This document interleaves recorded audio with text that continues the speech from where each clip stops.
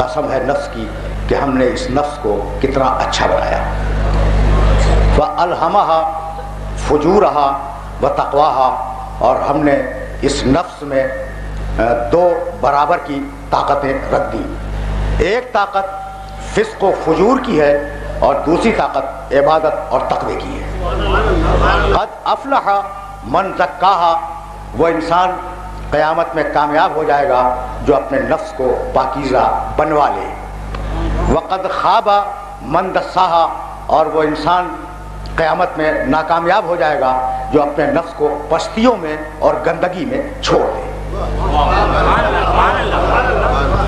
کامیابی کی بنیاد پروردگار عالم نے یہ ارشاد فرمائی کہ فقط وہ انسان کامیاب ہوگا جو اپنے نفس کا تزکیہ کروا لے، جو اپنے نفس کو پاکیزہ بنوا لے. اور ہم نے اس نفس میں فجور اور تقوی، گناہ اور عبادت، ان دونوں چیزوں کی صلاحیتیں رکھ دی ہیں. یہ تقوی ہے کیا؟ قرآن مجید میں 300 سے زیادہ مقامات پر پروردگار عالم نے تقوی اختیار کرو، ہم نے جنت متقین کے لیے بنائی ہے، بس وہی کامیاب ہوگا جو صاحب تقوی ہوگا، بار بار ارشاد فرمایا ہے. یہ تقوی ہے کیا؟ تو مسئلہ یہ ہے کہ نماز واجب ہے. ذرا تمہید میں تھوڑا سا وقت لینا چاہ رہا ہوں. نماز واجب ہے. اچھا بھائی چھوڑو واجب ہے یا نہیں، میں اس موضوع پہ بات نہیں کرنا چاہتا. اگر جنت میں جانا چاہتے ہو تو نماز پڑھو، اور اگر جہنم سے بچنا چاہتے ہو تو نماز پڑھو. یعنی اگر شوق ہے جنت کا نماز پڑھو، اگر خوف ہے جہنم کا نماز پڑھو. تو تقوی شوق اور خوف کے جمع ہو جانے کا نام ہے.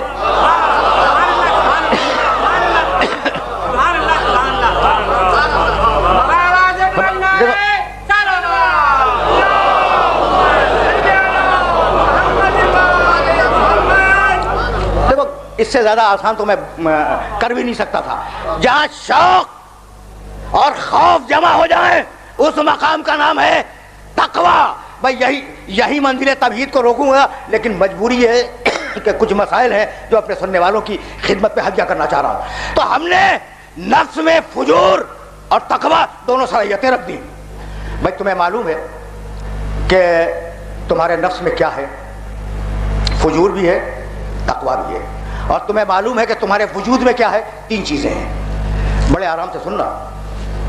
سورہ یاسین، میرا کون سا ایسا سننے والا ہے جس کے ذہن میں یہ سورہ محفوظ نہ ہو؟ اور آیات وہی ہیں، ذرا استدلال دیکھنا. پروردگار نے سورہ یاسین میں ارشاد فرمایا سبحان الذی خلق الازواج کلها مما تنبت الارض ومن انفسہم ومما لا یعلمون. بابرکت ہے وہ اللہ جس نے کائنات کے سارے جوڑوں کو خلق کیا 3 چیزوں سے. جتنے بھی کائنات میں جوڑے ہیں، جاندار ہیں، ان میں 3 چیزیں ہیں. مما تنبت الارض، ان کا جسم بنا ہے مٹی سے. من انفسہم، ہم نے ان میں نفس ڈالا ہے. ومما لا یعلمون، اور ایک چیز وہ ہے جسے نہ جانتے ہیں نہ جانیں گے. شیخ مظاہرے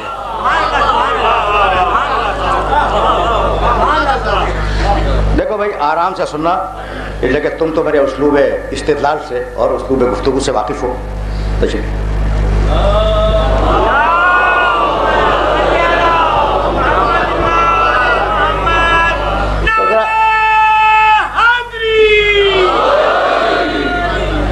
تو بڑے آرام سے سننا، اس لیے کہ میں نے عرض کیا نا کہ 3 راتوں پہ مشتمل ہے یہ سلسلہ گفتگو. تو اپنے محترم سننے والوں کو کسی مقام تک لے جانا چاہ رہا ہوں میں. تو کیا کیا چیزیں ہیں تم میں؟ جسم ہے مٹی سے، روح ہے جسے نہ جانتے ہو نہ جانو گے آسمانوں سے، اور ان دونوں کو جو جوڑتی ہے چیز، اس چیز کا نام ہے نفس. جب 3 چیزوں سے بنے ہو تو تمہارے تقاضے بھی 3 ہیں. جسم کا تقاضا ہے فطرت، روح کا تقاضا ہے عقل، نفس کا تقاضا ہے خواہش. اگر یہ پڑھے لکھے لوگ میرے سامنے نہ ہوتے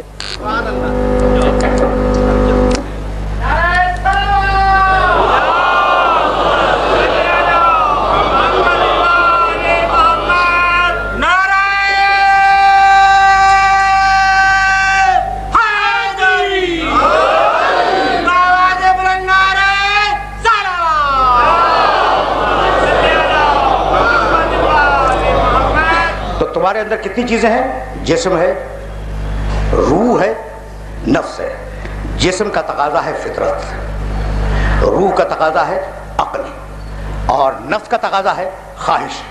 تو تمہارے اندر ان تینوں کی جنگ ہوتی رہتی ہے، کبھی عقل دبا لیتی ہے خواہش کو، کبھی خواہش دبا لیتی ہے عقل کو۔ اب تم پوچھو گے نا کہ یہ میں نے کیا کہا، بھئی عقل تو سپریم ہے، عقل کو کون دبائے گا، لیکن دبتی ہے عقل۔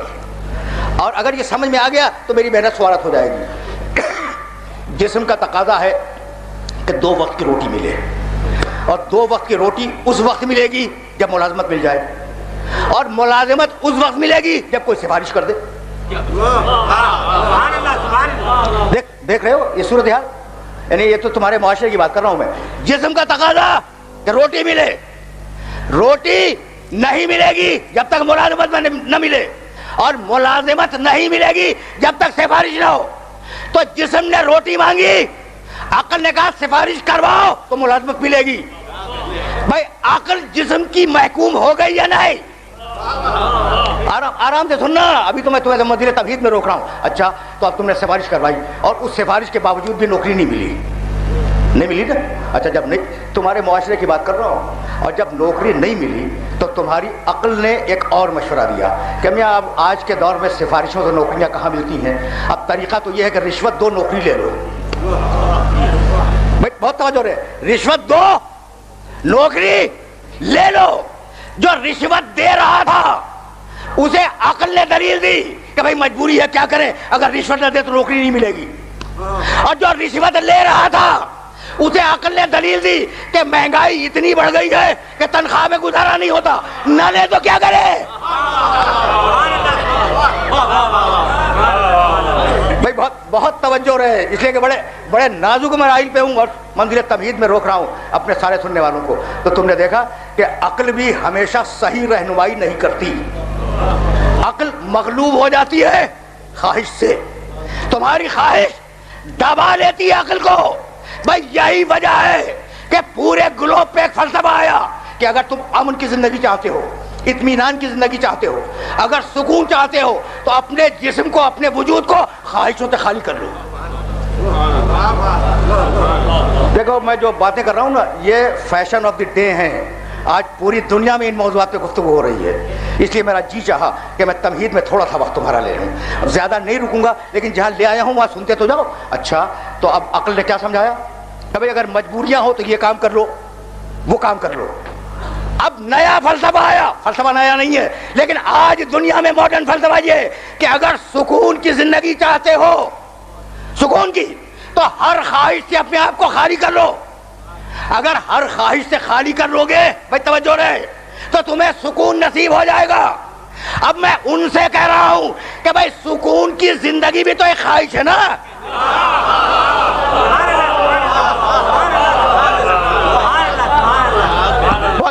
پہنچ رہی ہے بات میرے محترم سننے والوں تک کہ بھائی سکون کی زندگی کا چاہنا یہ بھی تو ایک خواہش ہے نا۔ تو خواہش سے تو خالی نہیں ہوئے، بھائی یہی سبب ہے کہ اسلام نے خواہشوں سے روکا نہیں ہے کہ خواہش ہی نہ کرو، خواہش کرو مگر جو ہم چاہیں وہ کرو، جس سے ہم منع کریں اسے رک جاؤ۔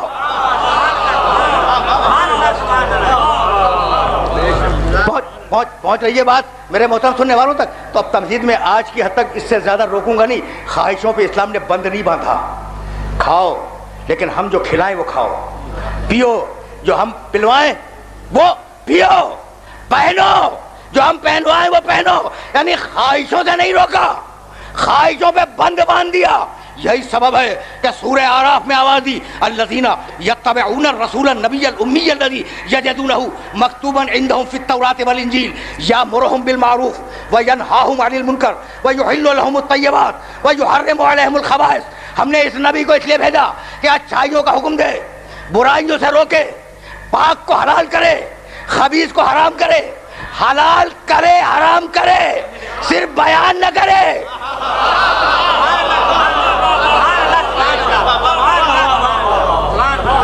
جاؤ ترجمہ آئے مبارکہ کا دیکھنا، ذرا رکے رہنا، ذرا میں ڈیفرنٹ طریقے سے آج گفتگو کر رہا ہوں، اور اس لیے کر رہا ہوں کہ میرے محترم سننے والے میرے اسلوب گفتگو سے مانوس ہیں۔ ذرا سننا، ہم نے اس نبی کو کس لیے بھیجا؟ یامرہم بالمعروف، یہ اچھائیوں کو حکم دے، وَيَنْهَاهُمْ عَنِ الْمُنْكَرِ، برائیوں سے روکے، وَيُحِلُّ لَهُمُ الطَّيِّبَاتِ، پوری ذمہ داری سے اس منبر سے چیلنج کر رہا ہوں، ترجمہ یہی ہے جو میں کرنے جا رہا ہوں، اور وہ نبی پاکیزہ چیزوں کو حلال کرے، حلال الہی کو بتلائے نہیں، خود حلال کرے، وَيُحَرِّمُ عَلَيْهِمُ الْخَبَائِثَ، اور خبیث چیزوں کو وہ حرام کرے، وہ نہیں میرا نبی۔ تو حق کے حلال و حرام دے دیا محمد کو۔ ہے کوئی اس مجمع میں ایسا جو کسی حلال کو حرام کر دے اور کسی حرام کو حلال کر دے؟ پوری کائنات میں ایک ہے جسے اللہ نے حلال و حرام کا حق دے دیا، اور اب بھی تمہیں شرم نہیں آتی یہ کہتے ہوئے کہ وہ ہم جیسا ہم جیسے؟ عجیب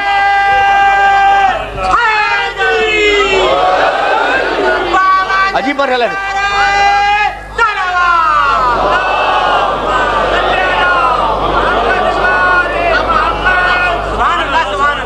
آرام سے سنتے جاؤ، آرام سے سنتے جاؤ، اس لیے کہ سلسلہ فکر معین ہے۔ یامرہم بالمعروف، سورہ اعراف 7واں سورہ ہے، یامرہم بالمعروف وینہاہم عن المنکر ویحل لہم الطیبات ویحرم علیہم الخبائث۔ بھائی رکے رہنا، اس لیے کہ بڑے نازک مرحلے پہ تمہیں لے آیا یہ سورہ اعراف۔ اور اب سورہ حشر 59واں سورہ قرآن مجید کا، بڑی طویل آیت ہے، کل ایک چھوٹا سا جملہ سنتے جاؤ اس آیت مبارکہ کا، وما آتاکم الرسول فخذوہ، جو رسول دے دے اسے لے لو، وما نہاکم عنہ فانتہوا، جس سے روکے اس سے رک جاؤ، جو دے اسے لو، جس سے روکے اس سے رک جاؤ۔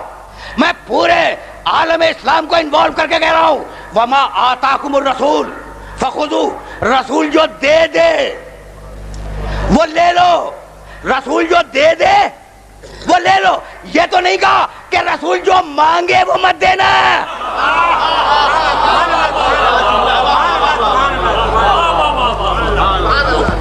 پہنچ رہا ہے میسج؟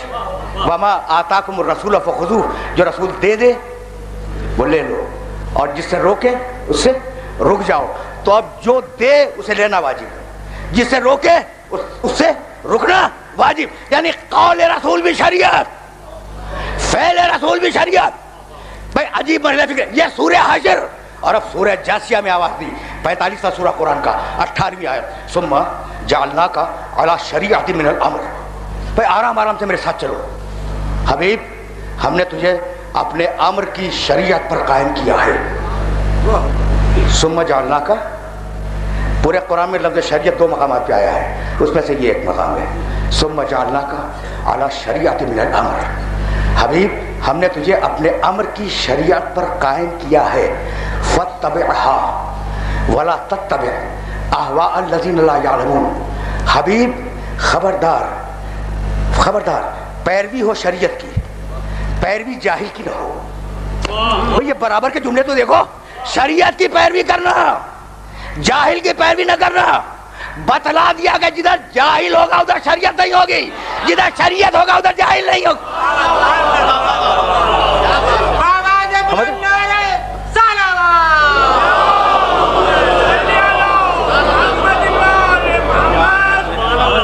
بڑے عجیب مراحل ہیں، بڑے عجیب مراحل ہیں، جن مراحل میں اپنے سننے والوں کو داخل کرنا چاہ رہا ہوں۔ پھر سننا، ثم جعلناک علی شریعۃ من الامر، ہم نے حبیب تجھے اپنے امر کی شریعت پر قائم کیا ہے، فاتبعھا۔ حبیب تیرا کام یہ ہے کہ تو شریعت کی پیروی کر، ولا تتبع اہواء الذین لا یعلمون۔ اور حبیب خبردار بتلا دے اپنی پوری امت کو کہ پیروی ہو شریعت کی، پیروی جاہل کی نہ ہو۔ اب میں چیلنج کر رہا ہوں کہ قیامت تک کے لیے شریعت دی، لیکن حلال و حرام پورے قرآن میں 514، تو کیا پوری دنیا کے مسائل 514 آیتوں سے حل کرو گے؟ کتنے نازک مراحل ہیں جہاں اپنے سننے والوں کو لے کے آ گیا، تو ذرا سننا بھی۔ اور اگر یہ میرا مولانا نواب حیدر عابدی صاحب نظر آ رہے ہیں، تشریف لائیں۔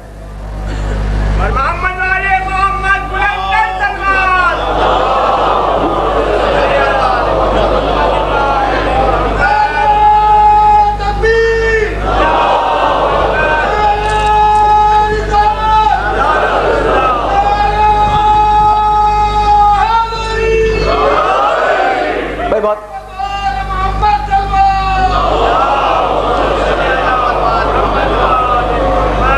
بھائی سگریٹ کا حکم تو نہ قرآن میں ہے نہ حدیث میں ہے، پان کا حکم نہ قرآن میں ہے نہ حدیث میں ہے، اور کہہ دیا کہ ہم نے شریعت تک کی شریعت، قیامت تک کی شریعت دے دی، ہمیشہ ہمیشہ کی شریعت دے دی. تو اب مسئلہ کیا ہے؟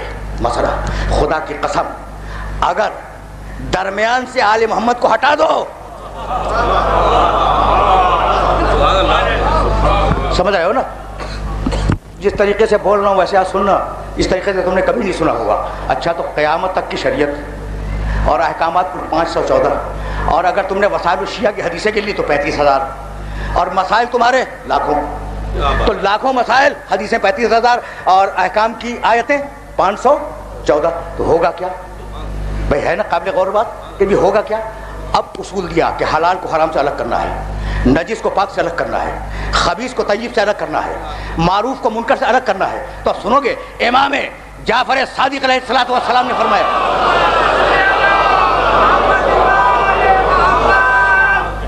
دیکھو عجیب مسائل ہیں، اور یہ وہ مسائل ہیں جو ممبر سے ڈسکس نہیں ہوتے، اور میری خواہش یہ ہے کہ میں ہدیہ کرتا جاؤں اپنے سننے والوں کو. اب چلو ذرا فقہ جعفری کی طرف. امام کا یہ کلیہ جو ہے نا وہ قیامت تک کے لیے سند ہے. فرمانے لگے کلو شیء لک حلال حتی تعلم انہ حرام، ہر شے تمہارے لیے حلال ہے جب تک کہ اس کے حرام ہونے کا علم نہ ہو جائے.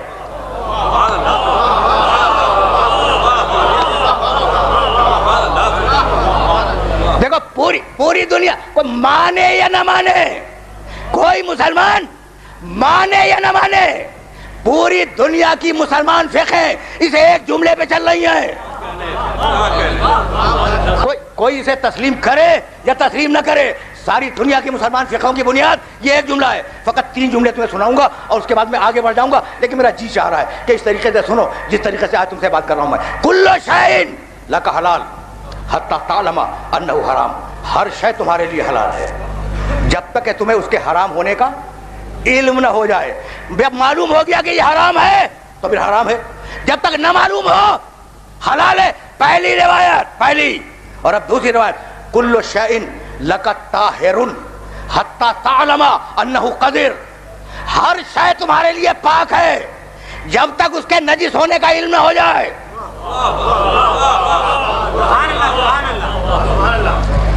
بات پہنچ گئی میرے محترم سننے والوں تک؟ یہ میرے امام نے دیا ہے، یہ فارمولہ میرے امام نے دیا ہے جس پر آج دنیا کی ساری مسلمان فقہیں اسٹیبلش ہوئی ہیں کہ ہر شے حلال ہے جب تک حرام ہونے کا علم نہ ہو جائے، ہر شے پاک ہے جب تک اس کے نجس ہونے کا علم نہ ہو جائے. اور اب ایک جملہ سنو، اس سے زیادہ تمہیں زحمت دینا بھی نہیں چاہ رہا ہوں. آج میں نے ضروری مسائل تھے اس لیے ذرا سا وقت لے لیا. اب تیسرا اصول، 10 سال پہلے تمہیں یقین تھا کہ فلاں شخص مسلمان ہے، اور آج 10 برس کے بعد تمہیں شبہ ہو رہا ہے کہ وہ مسلمان ہے یا کافر ہو گیا. ایک سوال ہے. اچھا میں وضو کر کے آیا تھا، اب وضو کیا میں نے، یقین ہے، دیکھو بڑی پریکٹیکل بات کر رہا ہوں میں نے وضو کیا، مجھے یقین ہے. آدھے گھنٹے کے بعد اب مجھے شبہ ہو رہا ہے کہ وضو ہے یا نہیں ہے. شبہ ہو رہا ہے، یقین تھا کہ وضو کیا تھا، شبہ ہو رہا ہے کہ باقی ہے یا ٹوٹ گیا. ٹھیک ہے نا؟ میرے امام نے کہا جاؤ دیکھو وسائل الشیعہ میں، لا تنقض الیقین بالشک، یقین شک سے نہیں ٹوٹا کرتا.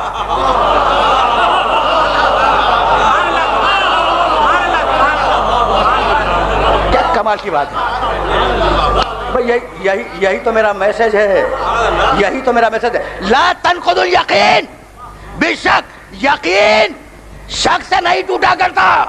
کیا میں جملہ دوہراؤں؟ میرے مولا نے کہا کہ ساری دنیا شک ہے، تنہا علی یقین ہے. ایک جملہ ہے عجیب.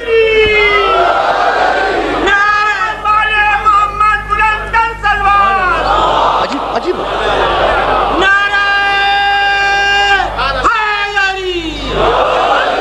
بھائی سن رہے ہو نا جس طریقے سے آج میں بول رہا ہوں. یہ روایات فقہ اسلامی کی ہیں، اجتہاد کے کورس کی ہیں. عموماً یہ روایات ممبر سے بیان نہیں ہوتی، لیکن میرا جی چاہا کہ میں کم سے کم 3 روایتوں تو تمہیں ہدیہ کر جاؤں.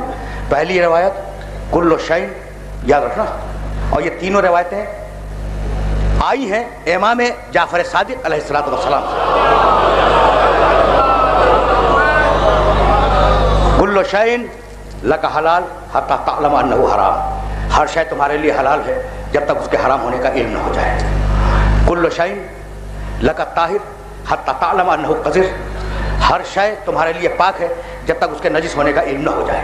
اور اب تیسری حدیث جو میں نے ابھی آدھی تمہاری خدمت میں بیان کی، لا تنقض الیقین بالشک، یقین شک سے نہیں ٹوٹا کرتا الا بیقین آخر، یقین اگر ٹوٹے گا تو یقین ہی سے ٹوٹے گا. ٹھیک ہے نا، پہنچ گئے؟ تو اب وہ بات سنو جو تمہارے کام کی ہے.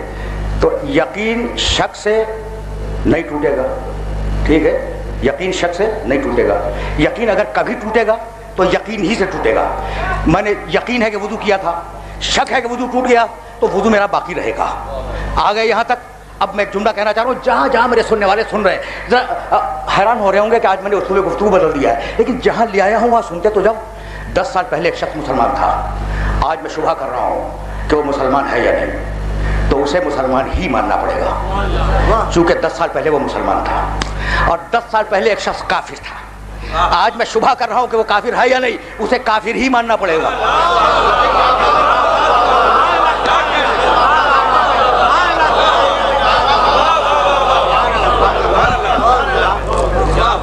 عجیب مرحلہ فکر ہے، خدا کی قسم عجیب مرحلہ فکر ہے. اور جہاں تمہیں لے آیا ہوں نا، میں دیکھو ابھی تو میں نے تمہارے سامنے فقط روایت پڑھی ہے اور روایت کا استدلال دیا ہے. پھر سننا، لا تنقض الیقین بالشک الا بیقین آخر.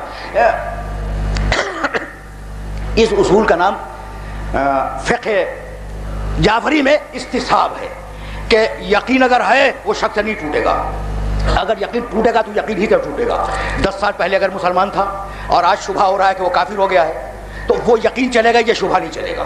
اور 10 سال پہلے اگر کافر تھا اور آج شبہ ہو رہا ہے کہ مسلمان ہو گیا ہے تو کفر ہی چلے گا، اسلام نہیں چلے گا. تو جو پرانا مسلمان ہے وہ آج بھی مسلمان ہے، جو پرانا بت پرست ہے وہ آج بھی بت پرست ہے. اب میں چیلنج کر رہا ہوں کہ کسی تاریخ مکہ میں، کسی تاریخ اسلام میں، کسی تاریخ انسانیت میں، کسی تاریخ حرم میں، کسی تاریخ صنمیات میں ایک مرتبہ بھی دکھلا دو کہ ابو طالب نے بدھ کو سجدہ کیا تھا.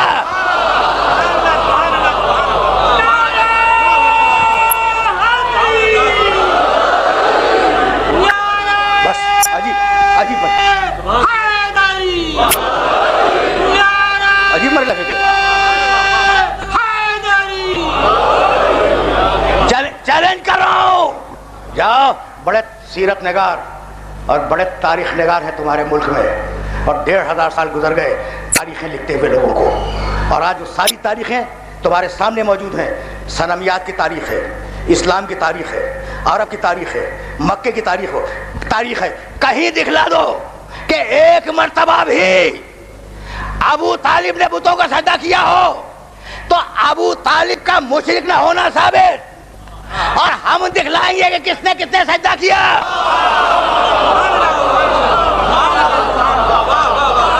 ہم دکھلائیں گے کہ کس نے سجدہ کیا. تو آج سن 2002 میں مسئلہ یہ چھڑے گا کہ اگر ابو طالب کافر ہے تو کافر کب ہوا، اور اگر وہ مسلمان ہے تو مسلمان کب ہوئے.